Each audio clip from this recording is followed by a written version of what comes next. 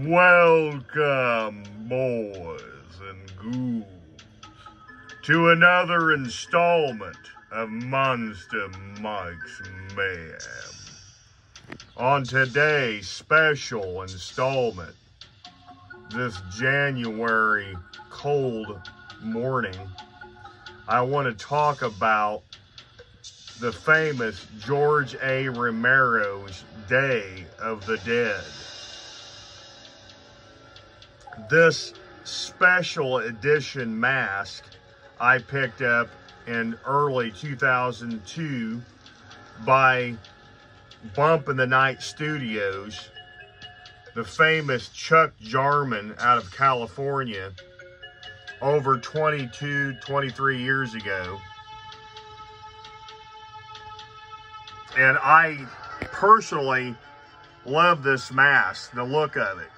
Trigger Treat Studios did one a few years back, and I gotta say it didn't do us enough justice. I physically took this piece and made this masterpiece in front of you. This is my Day of the Dead 1985 George A. Romero's Bub Zombie. And what I did was I took Chuck Jarman's mask and I put in some blue eyeballs inside the head sculpt. And then I attached the entire body to a torso and picked up an old red flannel, matching the 80s style flannel back then. And then I picked up an old blue, mind you, blue, okay, jean jacket. I had to bring it home and dye it black. It took a few hours to dye it completely black. Then I took a old knife and started cutting the fabric and ripping and tearing it up.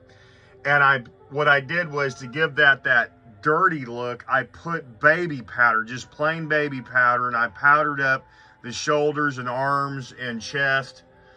And I just attached the old chain to Bub's collar that is already pre-molded with a real steel ring right here in the front to this actual mask.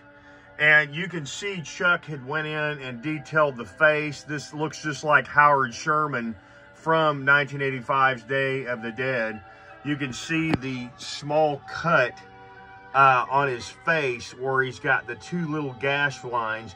I believe it might be reversed. It might be on the other side of his face, but it might be right, because if you look on the film, I think it's on the other side, but that might have been a goof up from Chuck. But you can see some like yellow gooey slime or some shit substance on his mouth, and of course, you know, his really gnarly teeth that Chuck had hand painted, and his lips and his eyes. Like I said, I actually got a hold of some blue acrylic eyes. I worked for many years at the Asylum Haunted House in Indianapolis, and we were #1 5 stars for many years, and I was able to get some acrylic eyes, brown and blue and different colors, from my buddy, the makeup artist that I work with, Phil Urey and Pat Greathouse and Don Trent. And Don Trent and Phil Urey went on to do different movie productions and stuff. These are actual acrylic eyes. They're made for screen use for movies and stuff. And I just mainly set them in his head so it looked like he has actual eyes. I mean, this thing looks like a professional piece. And it's just Chuck Jarman's mask, and I just stuck it on a dummy prop and put an outfit on it. And, you know, there you go. And some acrylic eyes, and he looks wicked. He looks like he's staring you down or something. It looks real as hell. I love the realization of it. If we move down here, we see another Chuck Jarman favorite of mine. I purchased this and also in 2002, like 22, 23 years ago. It's got the tag right here, Day of the Dead Halloween mask from Bump of the Night Studios, 2002. There's the entire head. I haven't got around to making like a bust casting to put the mask on to make it look like Doc Tongue. I'd have to get a hold of the material like I think Doc Tongue wears like an old shirt and looked like he had like on a tan suit and a tan vest and maybe an old beat up tie. And his whole mouth and jaw, obviously, the nose from all the way to the jaw is ripped off and his tongue's hanging out. That's why they call him Tongue. Another side note, I don't know if people knew this, but this is actually Tom Savini pulled this off at the last minute on the set of 1985's Day of the Dead. Tom went to his workshop and actually made a mold of his face. And this is actual Tom Savini's face. And what he did was he took the whole mold and created what is like a half puppet. So it would just be the head and the shoulders. And he would rod control the mouth to open up and move around. And so somebody that's walking in the scene comes into frame and all you see is Doc Tongue's head and shoulders. That's it. That's because he's a puppet. That's a little tidbit of information that people out there in Monsterland probably didn't know. Yeah, I definitely need to get him a bust and maybe tear up an old costume and make it. I'm a little bit of a makeup artist myself. You probably didn't know about your old host, Monster Mike. I have done some masks and props in the past 25, 30 years. And like I said, I commented earlier in the video, I have done some work at this famous haunted house where I live. And we do like full movie sets of this haunted house. They're called the Asylum House. It is no longer in production anymore. We have since closed it. I think my manager, Pat Greathouse, he actually retired from the business in 2023 was his last year.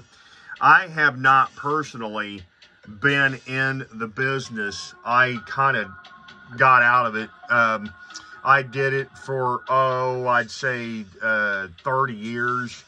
While I'm working my normal job, I was doing special effects and masks work and blood work and stuff for these haunted house attractions. Plus, I also did some movie work in the past 25 years. Did a couple of B movies, and I did a couple of appearances in films and stuff.